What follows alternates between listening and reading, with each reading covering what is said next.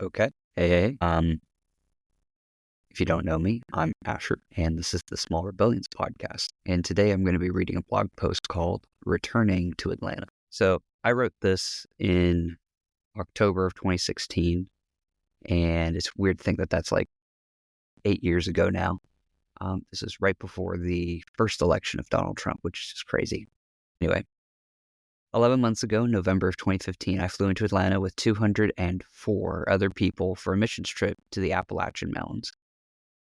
It's strange to be going back to Atlanta in such a different capacity between these two times. I've always come as a storyteller, but I want to focus on what happened only just 11 months ago, at least as of the writing of that blog. Like I said earlier, it was a missions trip. It was my first ever missions trip where I had traveled somewhere with the intention of serving others. I had no idea what I was supposed to expect. I had no idea I would grow close to who I would grow close to, or what God would do in the midst of the weak in the mountainous and gritty region of Kentucky. We were in a place called Bear Creek. Big Creek Mission, I think, is still run by Kevin Rogers. If you are looking for a legit ministry that's doing some awesome stuff, go donate there. Okay, so we got that. Give me a second, just going back to the post there. I never wanted to go on a missions trip for a long time. In fact, I wanted to avoid them altogether. Something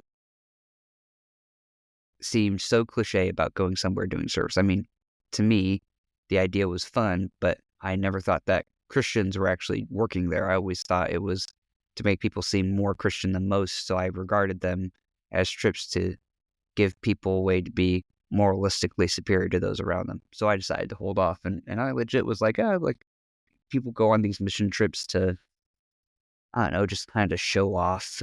I mean, I think at that time I'd already heard about missional vacations or vacational missionaries, where it's like you'll serve in a place that's exotic and fun because you want to go there for vacation, but then you can fundraise for it and have other people pay for it. Like, yeah, the whole culture of, anyway, I've heard of that, so I decided to hold off. Then I know where I promised in 2020, what do you call it? Not 2024, to 2014 to Mr. Drewheim, who at the time was the head of student life at my high school, and who remains a very good friend today. I told him I would go in 2015, and I kept my promise to him. So I signed up on the first day of school, went to the meetings. The next thing I knew, I was on a bus in the middle of the night on the 91 all the way to Los Angeles, where we'd unpack, check in, and head to Atlanta. The flight, being an onerous 5 hours from LA, was pleasant, as I got to meet two old friends that I'd known for a while in a more real way for the first time.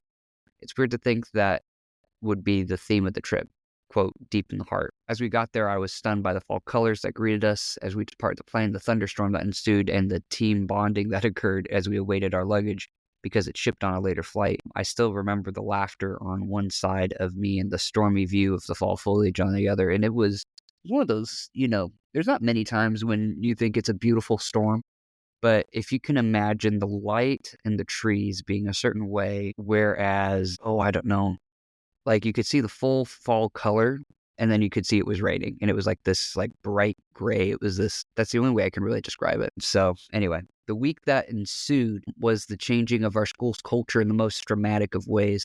God met with so many people, many of whom, while attending Christian education their whole life, had never accepted God into their hearts, some of whom I shamefully thought never would. It was funny how God used those people to start changing everything on our team. And I can tell this story. I remember there was a girl, and I hope she's doing well, but she was one of the cheerleaders, and the whole cheerleading squad was kind of known for being pretty godless, to say the least. And next thing we know, she's, praying like a real prayer for the first time, and we're all watching this. And me and my moralistic superiority, in the bad sense, in the horrible sense, I was just kind of like, people can't change, transformation can't happen. And I'm literally watching these people who were maybe like the least Christian or the least inclined to religion turn to God. And essentially that changed the tide of the entire trip. And I remember we came back from that Appalachian mission trip, and everyone was different. It really was the groundswell that began a lot of substantial change, And so, did we change the whole school? Was there a revival at our school? No. But was there a culture shift? Yeah, it was a lot smaller than we were hoping. And when I say we were hoping, I was on the worship team, and so we were wanting this big move of God, and we got a small one. And I can talk about that a little bit later. But anyway, just telling you, I watched a lot of people who I didn't think were gonna come back to the Lord or go to the Lord and do their thing, which is incredible to watch the Lord work. There was a song called Out of Hiding that was sung over all 204 of us. And as I listened to it, I received a vision from God. That was the moment I started really holding on to a lot of my doubts on Christianity when I was a middle schooler. And it was from the person that essentially I blamed for my doubt. And really, I heard that my doubt was not my fault, and that my teacher at the time, who the Lord essentially blamed for this, was being tested and did not meet the situation the way that the Lord had wanted him to. And I just kind of got this sense where just like, that was a test. He failed. It had repercussions. Your shame is not your fault, or not your shame. Your guilt is not your shame, and your doubt is not your fault. So you're not guilty, and you're not to be ashamed of that. And so that was incredibly encouraging. I almost started crying there, but I held together until after, because we did these small groups after the worship sessions.